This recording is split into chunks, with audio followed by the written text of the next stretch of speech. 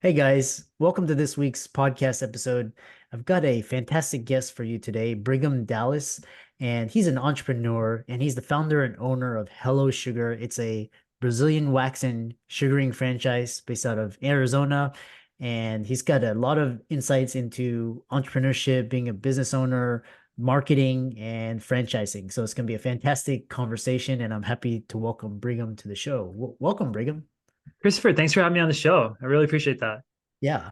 So you have a very interesting business, and I'm actually very interested in hearing about franchising and set the stage, the groundwork for how you got started, and we'll dive right into it. Sure. Yeah. First off, if you asked me 7 years ago and said, "Hey, here's a crystal ball. This is what your life will look like in 7 or 8 years," I would have laughed in your face and said, "There's no possible way this is like going to happen." Like franchising was never even on the radar. I never thought that'd be a thing for me. I had zero intentions to do that. If you told me that I'd be doing Brazilian waxing for a career, I also would tell you that you're crazy. There's no chance in hell that that would be my vocation. And it's funny how life turn of events like just change for you. I can tell you with this business, like I started in 2015. I had a one-room studio. I started for $3,000 in the back of a plastic surgeon's office, Dr. Moshrafa. And that was like the genesis. I figured out the membership model, the pricing structure. I figured out some marketing tactics, and I went real slow in the beginning. And the first year we did 70,000 income, the next year 370, the next year 900, 1.5, 2 million, and we're close to 10 million now after 8 years in Phoenix, Arizona. And so it just grew exponentially for 8 years. It's been like insane. And I'm just along for the ride trying to keep up with it. Yeah. Yeah. Yeah, I love that. And I just love once you figure out a business and then like it really resonates how business owners and entrepreneurs they scale. You're talking about 70K one year and then the next year it's double or triple and then eventually the six, seven figure, eight figure mark. Yeah, and I love these stories. So talk about, we'll break it down into a couple categories. And one thing is this innovative business growth. You've seen remarkable growth with Hello Sugar. Looks like 76 units in just 2 years. And Yeah. what Yeah. are Crazy, right? Well, I think we solved a problem that most people have, which is I don't have money, but I have a lot of character. I've got like business experience. I have a desire to be an entrepreneur, but I don't have money. When I started Hello Sugar, I had $3,000. I had Mm. nothing. And the idea of building a $400,000 salon that takes a year of your life to build and no clue if it's going to work, you're Yeah. crazy. You're crazy to think that I could do that. What we've created today as a package is you can start a salon for $60,000 or less. It takes you 2 to 3 months to get up and running. We put them into salon suites. So think like we work like Adam Newman, we work the office kind of rent an office by the week kind of thing. You can do Yeah. that for salons. So we can rent by the week in salon suites. We put something up with it takes a week to open the room. We hire 2 to 3 estheticians. We flood it with advertising because we do really good like social channel advertising. And then within a couple months, you're turning a profit, you're breaking even, and you're building a business. And then once you prove concept, it's a lot easier to get loans from banks to be able to take that to the next level. And you're less scared because you're at least making enough money to pay the rents in that larger position while you're growing to the next level. So this cascading risk and step function of growth, starting really small and building, is something that we bridge the gap of. And that's been really appealing for business owners across the country. Yeah. I love your idea of scaling because you've done this in the retail, and I'm always thinking how to scale things digitally. Transitioning from a single unit to a franchise model, that's a significant leap. And what are some of the biggest challenges you faced in? Oh, so you think when you franchise that you're running the same business just with different people. Franchising is not at all the same as running a business. So we're a tech company that does waxing. Like that's what the franchise is. We're providing tech that allows you to get economies of scale. So you think about this, Christopher, if you're going to do a business yourself, why would you not just do it yourself instead of having a franchise behind you? Like why the franchise? Like some people say, hey, I just don't know how to start a business. But that's not enough of a compelling reason to do the franchise model because once you're up and running, you know the business, why would you want to keep paying royalties for the next 10 years? So there's got to be some kind of like incentive that makes economies of scale apply to your single unit that make the franchise worth it. So I'll give you an example of this. If you're starting a Hello Sugar, we do all the reception for you. So there's no person in the front desk, sitting out there, checking people out, answering the phone, calling clients. We can do it at the franchise level. This year alone, I've invested over $200,000 in automation, artificial intelligence, chatbots, and receptionists overseas that do all the reception for you. And so that makes it so that your cost of reception, even if you wanted to do it yourself, will be half the cost, approximately half the cost in Hello Sugar with the franchise than if you did it yourself. So then you say, okay, we've got this huge competitive advantage by being part of the franchise because I could never spend $200,000 on my one unit by doing that. And then there's other things like the wax is cheaper because we can get it in bulk, or the customer branding, the marketing is done for you. There's like all these things that are thought of that allow you to say, hey, if I just follow this recipe, I could open 4 or 5 locations in the time that my one single business could figure out for one location, and you have speed to market. Yeah. That's what makes a franchise compelling. Yeah. Yeah, I love this idea of which, so talk about like, for example, because you talked about technology integration in retail, what chatbots, how are you using chatbots? Like what service or software are you using? I'm really curious about that. Yeah, they've been pretty cool, actually. We've been kind of like, as a company, just throwing things around and saying, can you break it? We try to break the chatbot, Yeah. but we're using Ultimate AI. It's the best in the industry. And it's the stuff Lululemon uses and some of the biggest names out there. They're expensive. The down payment was 130,000 to start with this company. And so you really got to do your homework and say, is this something that's like a strategic move for the future? And Yeah. for us, it was, right? Like the idea of being able to eliminate a lot of the customer service interactions that are painful for customers, right? Waiting a long time for a response, or yeah, like we want things instant, right? So with the chatbot, it's 30 seconds it's responding to you. And so we set it up. And the way this works in the AI space is you have a confidence level and a percent quality level. So you could be confident that this is what the user wanted to hear, but not confident on the quality of the message going out. So you have to get both of those above, let's say 97% before we roll out a bucket. And so the way it works for us is like, let's say you have a couple of buckets. We call these intents. So one bucket is scheduling. I'd like to schedule an appointment. One bucket is rescheduling. I'd like to reschedule an appointment. One bucket is questions. I'm on my period. Can I get waxed on my period? And so you have all these like intent buckets. And then what you do is you just tell the AI, here's the way this will sound as a query. Go put it into a bucket. And by doing that, you raise the confidence that it understands the question. And Yeah. then as it's responding using its own algo to respond to that answer, behind the scenes, you're just ranking it good or bad. It could be better. It could be, maybe it's not there. And then as it does that, it builds the quality. And once the quality and confidence level go above 95, 97%, then we say, anytime you see this type of intent, go ahead and try to answer that. And slowly we've reduced the cost of our labor. We're down about 30% since September on labor costs.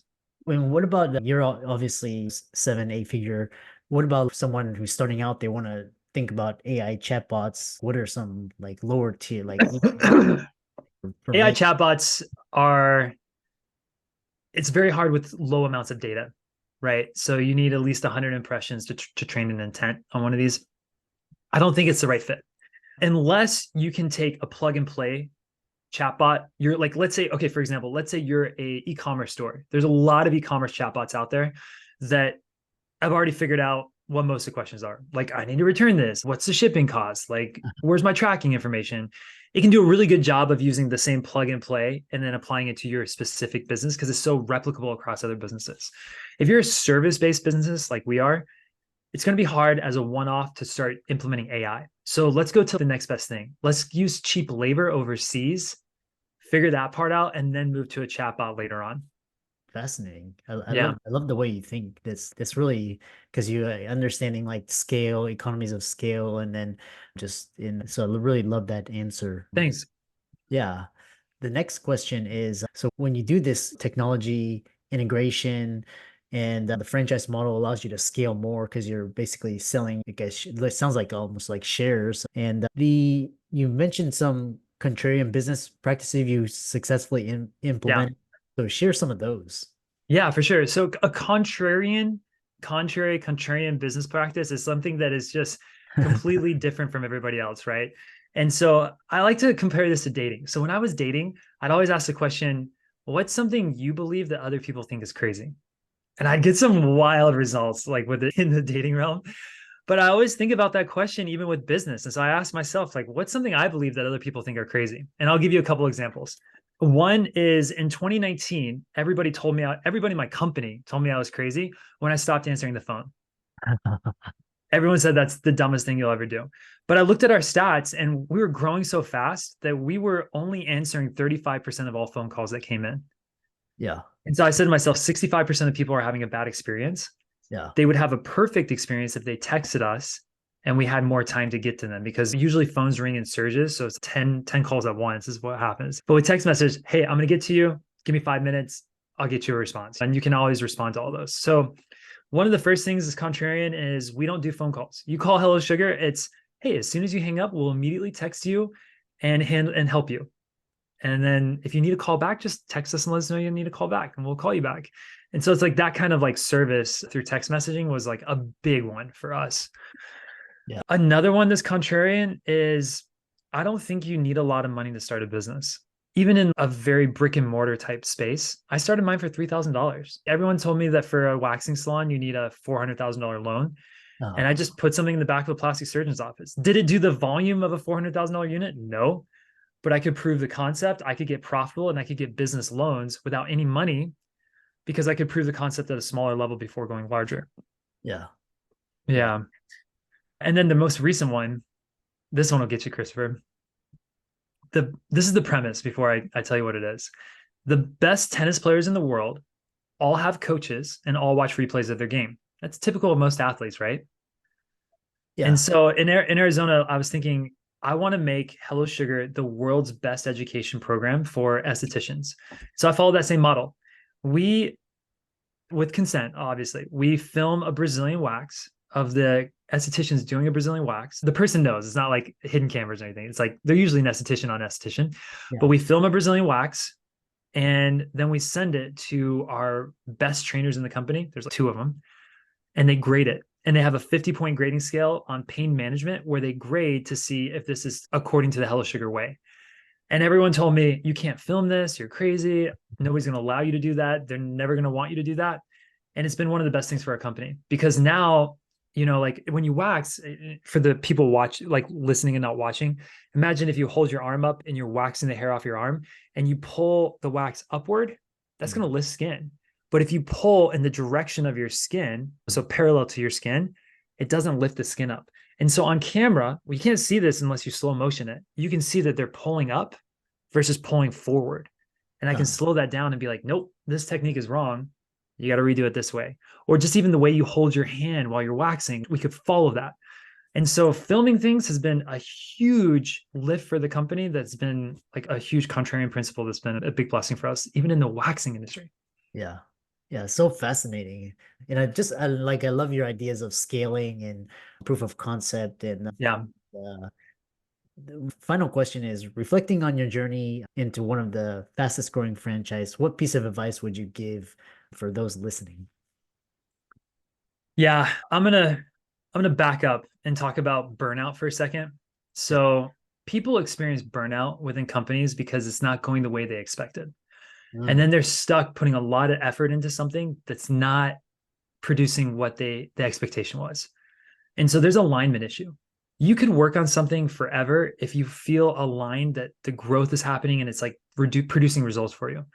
But when you're in a situation where whatever you're building is not growing, you don't have any energy to build that. And it takes a massive amount of effort to get something from 0 to 76 locations in 2 years, a massive amount of energy. And if that is your case, if you're in a place where you're feeling burnout, if you're not growing, you need to somehow reduce the friction and barriers to your growth. Okay. So most salons, for example, start out at a $400,000 build. We start out at a $60,000 build. And that's allowed us to lower the barrier to enter into the market to allow for faster growth. And so this is on purpose. Typical franchise fees for a business are 50,000. Our franchise fees are less than half of that. They're $20,000 to join. And everyone tells me you got to raise your franchise fees. No, we're not raising our franchise fees because we want a ton of people coming in. Because if a ton of people keep coming into our business, that growth is exciting, invigorating, and the whole team is now, they got something to work towards. And when they have something to work towards, they work harder because that positive reinforcement of the growth itself. And that's my advice for people. And it might be a really like esoteric, like outside thinking kind of advice, but somehow figure out for you and your business how to lower the barrier to get somebody in the door or to grow your business. For Hello Sugar, we give away free bikini waxes, free, completely free. If you want to try Hello Sugar, we will let you try it for free. Come in the door, try us out, because I know that if you come in the door, we're going to convert those people to memberships. And it turns out in Hello Sugar, 45% of the people that come in the door buy a membership after they come in because of the good experience they have. Nice. How can people check out Hello Sugar, follow your socials, see the work that? Yeah. Brigham Dallas on TikTok. That's like where I post all my like business stuff and all. Brigham Yeah. Dallas on TikTok, and then all my social channels like hellosugar.salon is the website. You could Google it. Hello Sugar Franchising. You could Google it and find us and learn more about it. And then we would love to meet with anybody interested in franchising at Hello Sugar and teach them about this business opportunity. There's a reason it's grown to 76 locations in 2 years. It's an amazing business model and it's very doable, even with your full-time job. You don't have to know anything about waxing. That's totally fine. It takes about 5 to 10 hours a week, really, to get it up and running. And yeah, it's a cool, fun business to get involved in. And we'd love to talk to you if you're interested. Yeah. Yeah. For all the audience out there, let's thank Brigham for coming on and a really insightful conversation about scaling and innovation. And be sure to follow his socials and give him. And with that, thanks so much for coming on to the podcast. Thanks, Christopher. It was a pleasure being on your show.